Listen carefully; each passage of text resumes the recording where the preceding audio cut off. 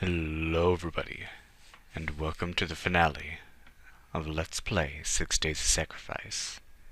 We are now on July 28th. Every important moment in this game is taking place on July 28th. Even as I'm playing this, it is currently July 28th. And no, this is not something I planned ahead of time. I just started this Let's Play in the middle of July, and before I knew it, the date was here. On this fateful day, it will all end. Let's take a look at this.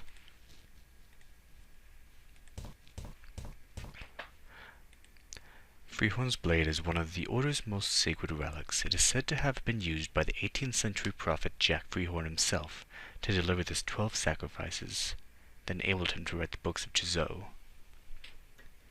So this is what we saw in the first Countdown game.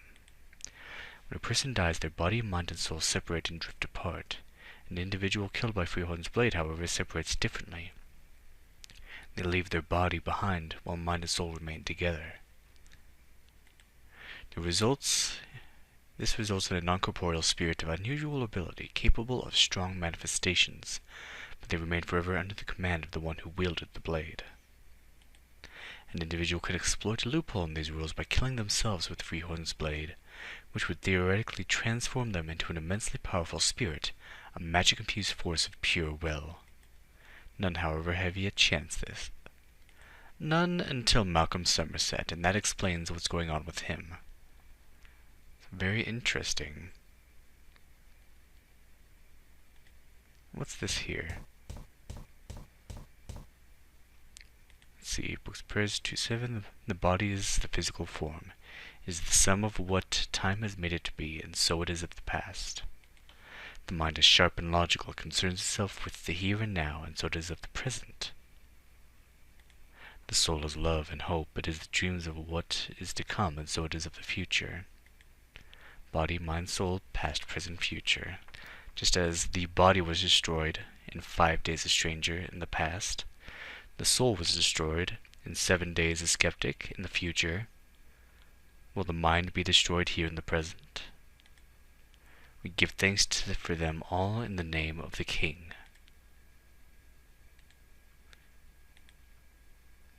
Four triangles forming a star contained in a circle. I saw this in Canning's office. Could it be the symbol of the Order? Well, all we know is that we need to get out of here. Goodbye, Janine. Alright, let's do this.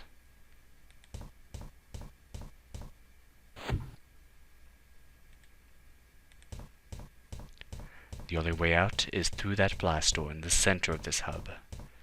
At least that's what we're continually told.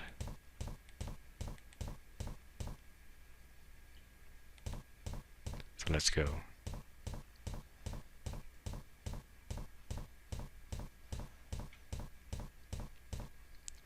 Will you three come with me into the hub? If that is what you order. We do only as we are told. How many of you are there? We don't know. When any of us fall, another comes here to take our place. So if you die, I can come back here and there'll be even more of you? Until there are no more. Personally, I'm in no hurry to die. Come on. So this will be important. These will be our guards. Okay. Let's go through here. So yeah, these guys are going to sort of be a distraction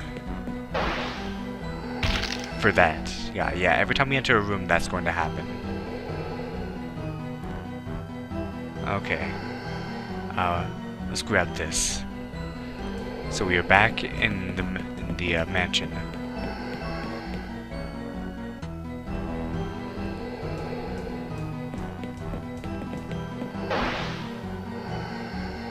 And let's get another trilby. There we go.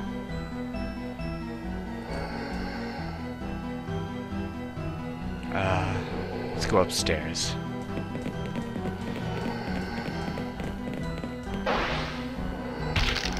Oh, that is unfortunate for those trilbies.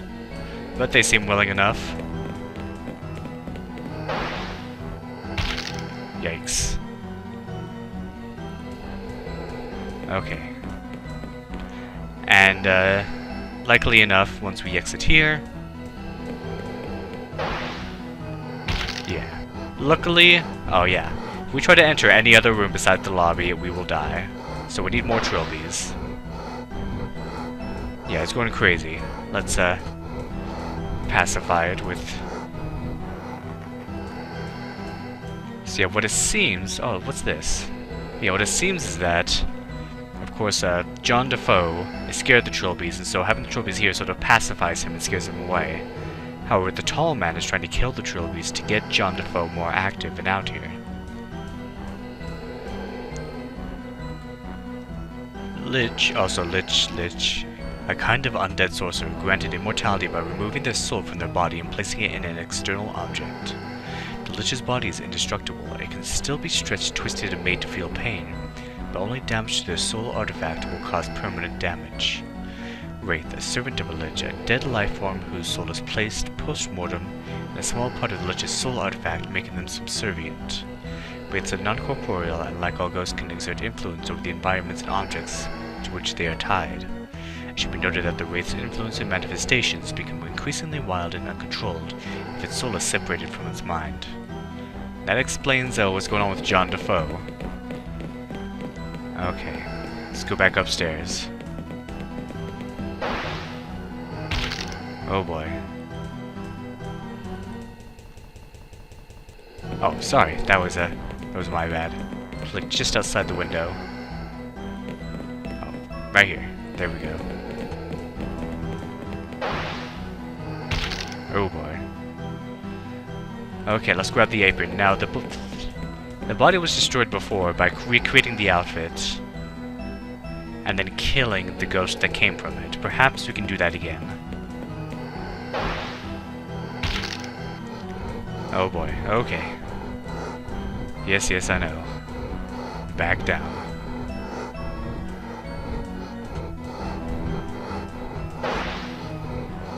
Three more trilbies. Come on, let's go.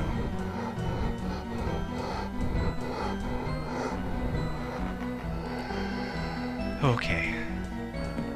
Whew. We're almost out of here. I can feel it. Oh. Oh boy. Come on.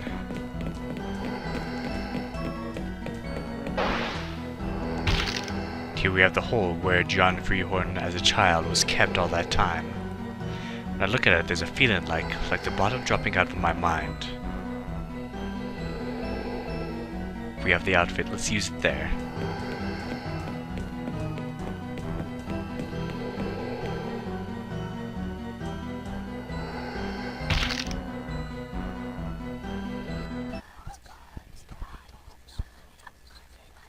Father, it hurts. Should have. Father, killed you. Demon. Demon. Demon child. It hurts. Father. Child. I saved him. Father. Demon child. I brought him. Back. No. Child. It hurts. Demon. Demon. Demon. Demon.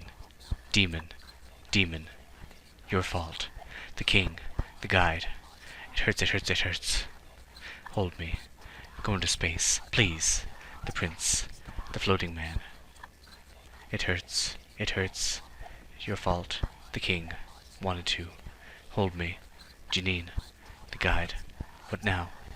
Please. The king.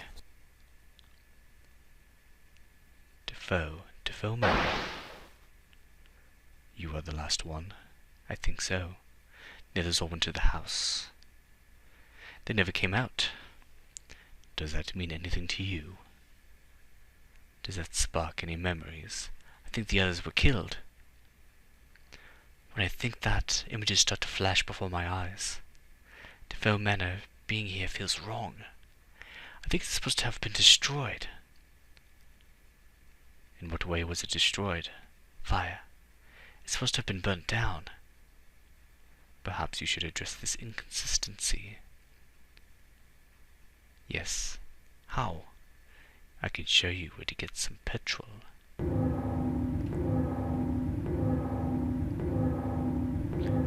What is going on? Where are we now?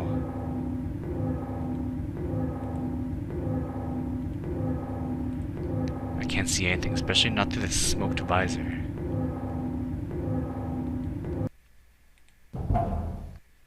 It's moving. Focus, Dakab. It's not really happening. What?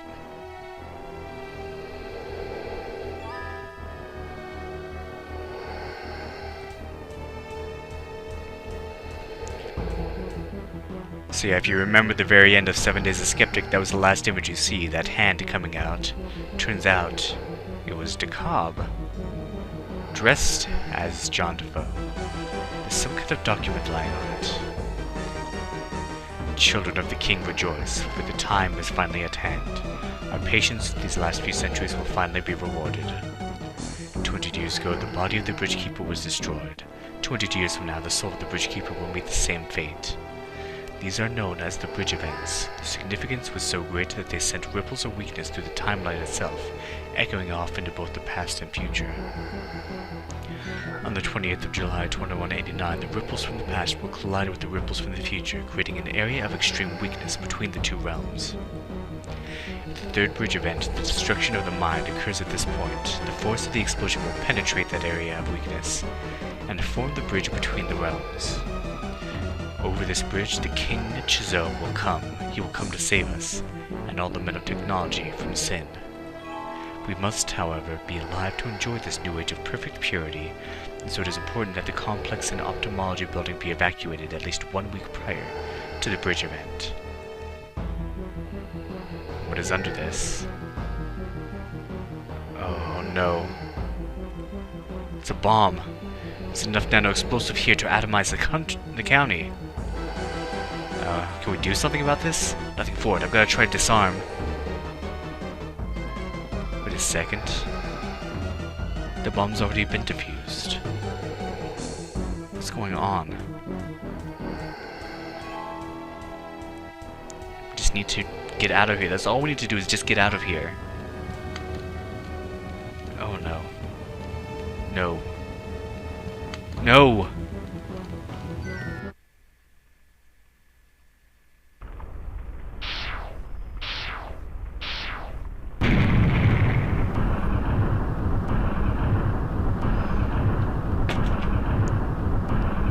Notice this is the same vantage point that we saw at the Defoe Manor. It is indeed in the same area.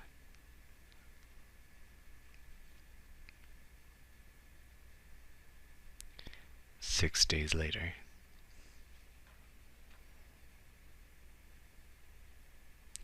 You're watching UCBC News. Investigation continues in the circumstances that result in a nano-explosive detonation in the county of Buckinghamshire 6 days ago. I should probably give him a British accent. The blast completely demolished the ophthalmology building, which had been purposefully evacuated beforehand, and several lead ophthalmologists are being held for questioning.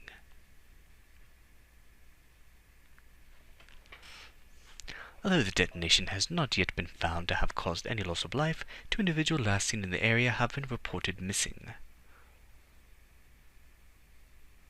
And environmentalists are already calling the biggest ecological disaster in the entire history of the country.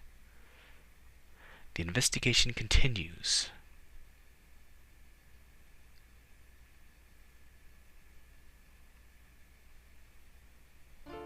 As an avatar of destiny, I cannot judge. I cannot afford to question events, only encourage them to take place as history demands. And yet, I wonder why the Order of Blessed Agonies expected Chizo to enter this universe. After all, a creature so dependent on magic could not possibly survive in a world where there is none. The prophecies were wrong. Freehorn, the Order, the Tall Man himself, all deliberately misled by the Pain Elemental. But why? For what purpose was the bridge really constructed? It was opened for mere seconds. Nothing came through from the ethereal realm. So did Chizo's plan simply fail? Or was his intention not to send, but to receive? None of this matters. I led Dakab to the destiny demanded of him by the timeline. Now I must wait. 2 centuries from now, my younger self will require my guidance. The eternal cycle must be set in motion again. And while I do not judge and feel no regret, I find that I do not relish this task.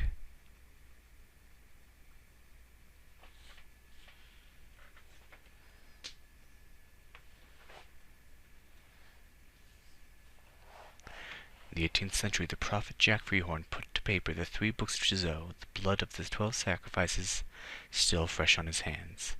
This was in the first countdown game. The Book of the Prince, the Book of Victims, and the Book of the Bridge. This is a central tenet in the faith of the Order of the Blessed Agonies. What is not known, not even by the highest acolytes, and likely not even by the prince himself,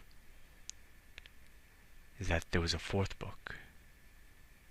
It seemed to contradict the other prophecies, and Freehorn discarded the draft, thinking it a garbled message. This was the Book of the New Prince. Here's what it said.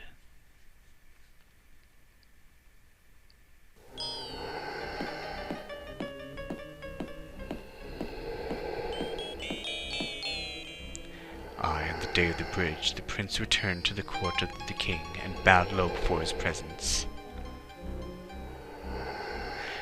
The king was greatly wrathful, and he said to the prince, "Why have you returned, O prince, you who would betray his king, who would defy his own flesh?"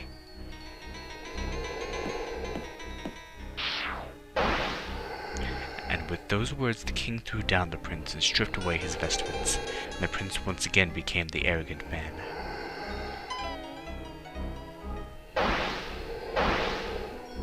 The arrogant man said, "I wanted only to please you, my king. I know you schemed to replace me. If I betrayed you, it was only to remain your prince." And the king replied, "I have not forgotten that you are the arrogant man, and still your arrogance binds you. Who are you to question my plans, you little man of linear time? Who are you to believe he knows what is best for I who have drunk down the agonies of 1,000,000 men, I who have seen the edge of forever?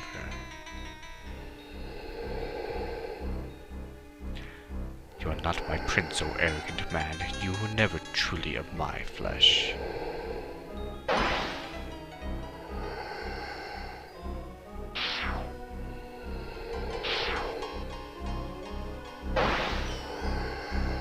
And the king took the vestments of the prince and gave them to the man of purity, and the man of purity became the new prince.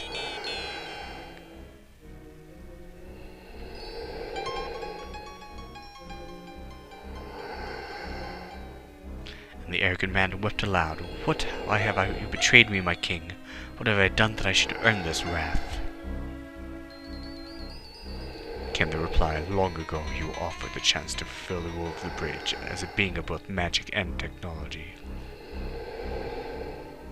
You could have proven your commitment to your king. You could have chosen your successor.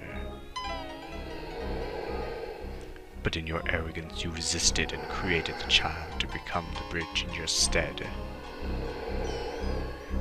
And after you learned the true purpose of the bridge, you had the audacity to subvert my will. Weakly you sought to avert your destiny and the destinies of others. But rejoice, arrogant man, for I have provided another opportunity to fight your fate. Simply defeat your successor and return to my side." The new prince faced the arrogant man.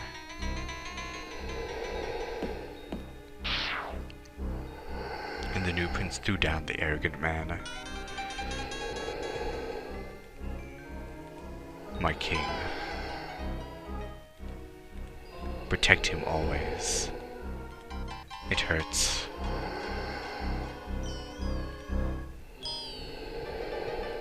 The guide. It hurts. It hurts. Take his place. It hurts."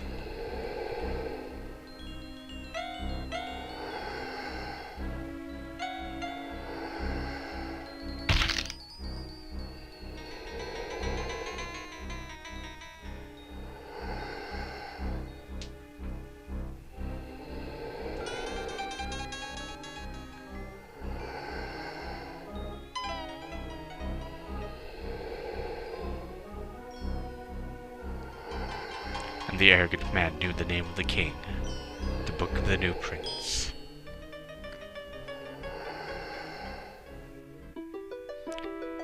And that was 6 Days of Sacrifice. This is the end of the game, the end of the entire Chizou series. And I have to say, I do love this series. Ben Yahtzee did an amazing job in creating one of the scariest game series I've ever played. It's amazing that with these minimalistic graphics, he managed to make a game scarier than most other games that try to be are. And the writing for it is just amazing. Like, what more can be said? Everything is just put together so well, so clever, so original. So, I want to know what you think. Did this game scare you at all? How did I do playing it? Did I do well with the voice acting? That's always something I worry about. There were going to be more testers here, but I didn't have time.